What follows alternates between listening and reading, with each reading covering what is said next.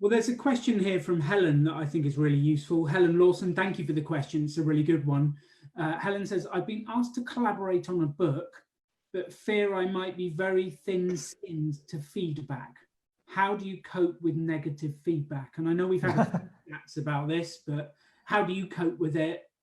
First, I just want to say that is completely normal. Like the first time that we sent out a query letter, which is basically a summary of our first manuscript, we couldn't even look at the response coming back to us. Like we saw the subject and then we said, oh my God, okay. And then we just kind of ran into a room and then refused to open the email for an entire day. Like we had to psych ourselves up. And then when we read it, obviously it was rejection and it sucked.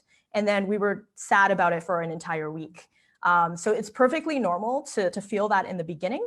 I think what really helped us is having support, like having a writer's group of other people who are going through the same thing so you don't feel like you're alone. And it takes time to build that Teflon skin. And you just need the support and you need to kind of, it's like exposure therapy, right? The more you do it, the more rejections you get. And after a while, you can separate yourself from the failure. Like you are not your rejections. It's just a way to actually learn, right? That's just part of the process. But I would say support and then just exposure therapy to failure over time. But you also have to be careful where you get the negative, where you get the feedback from. Negative feedback is the most valuable thing that you can get from writing a book, as well as in business and anything like that.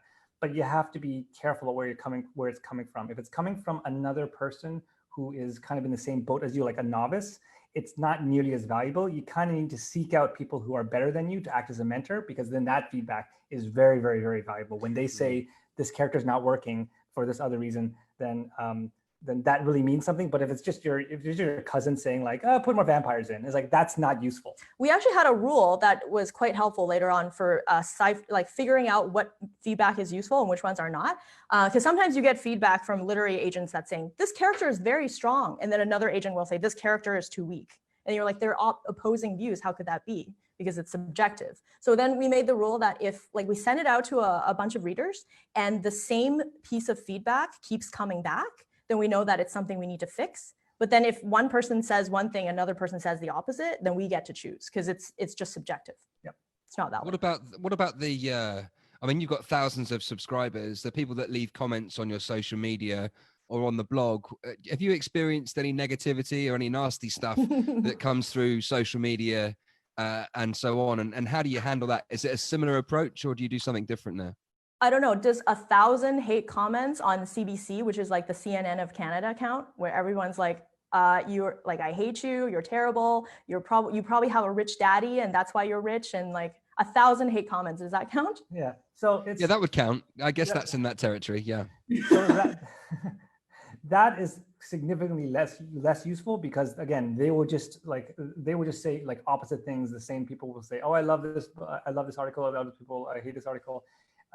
Again, you have to find a peer group that is either at the same level of blogging or ideally better. So if Money Mustache, for example, said, oh, this is a really good article, or this is really like that would mean something a lot stronger than like the thousands of hate comments from before.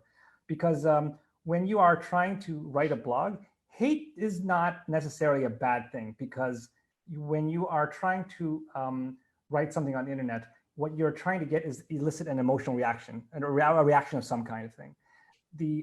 So when people say, oh, I love this, I love your blog, that's great. If people say, I hate that blog, that's less great, but it's still good because they're still reading.